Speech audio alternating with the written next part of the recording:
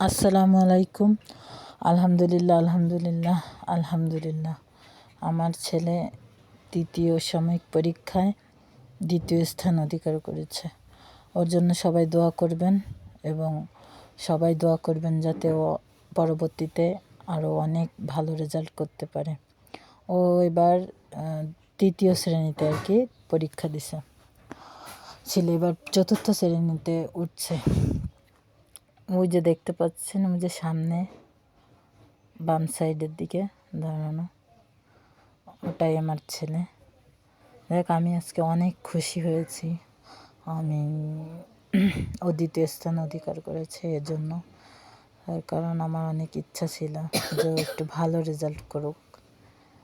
আলহামদুলিল্লাহ, আমার স্বপ্ন পূরণ হয়েছে, অনেক ভালো রেজাল্ট করছে। সবাই ওর জন্য দোয়া করবেন। আল্লাহ হাফেজ।